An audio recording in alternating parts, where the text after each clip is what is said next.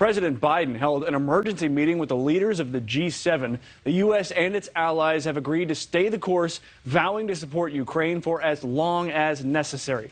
That meeting followed Monday's bombardment of Ukraine by a renewed Russian offensive. Russia launched missiles in civilian areas in what is the biggest bombardment since the war started in February.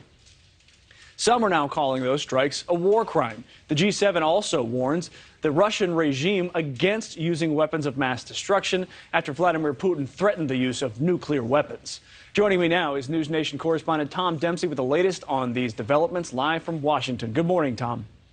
Good morning, Mitch. Yeah, already this morning we're following reports of Ukrainian forces recapturing settlements in the southern part of the country, while a nuclear power plant currently surrounded by Russian forces has lost power. Again, this war is still bringing developments really up to the minute this morning. And Mitch, this war has almost entered a new stage in recent days and weeks with these Russian military strikes and missile strikes targeting energy infrastructure and homes and neighborhoods in Ukraine. In fact, President Biden recently spoke about Russian President Vladimir Putin and how he badly misjudged his country's ability to win this war in Ukraine. Speaking to CNN on Tuesday, President Biden spoke directly about, Vladimir Putin's leadership during this war. When asked if he believes Putin to be a rational actor, President Joe Biden responded, quote, "I think he is a rational actor who miscalculated significantly," before adding, quote,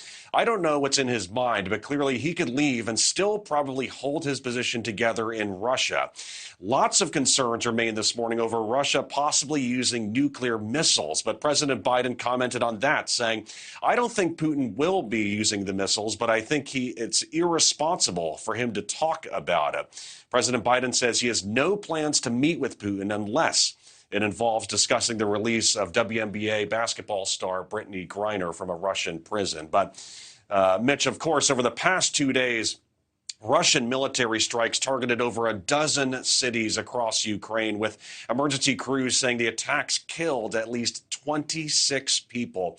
Russia says it carried out the strikes in retaliation for the bridge explosion we saw over the weekend that damaged the bridge linking Russia to Crimea. But as Russia increases its attacks, the head of British cyber intelligence now says Russia, seems to be running low on supplies and even using prisoners as reinforcements on the front lines as it struggles to fill ranks. And, Mitch, again, as we said, this war is really bringing developments up to the minute. Later this morning, the United Nations is actually voting on a resolution to condemn Russia annexing parts of Ukraine. Again, we're expecting that vote later this morning, but still very busy on the war front covering this morning, Mitch.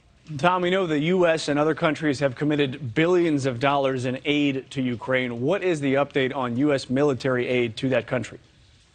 Well, we do know President Joe Biden has spoken with Ukrainian President Vladimir Zelensky multiple times this week and promised to keep supporting Ukraine. Already, the U.S. has provided over $15 billion in military assistance, but President Biden saying this week he plans to further support anti-aircraft systems to be given to the Ukrainian forces against Russia.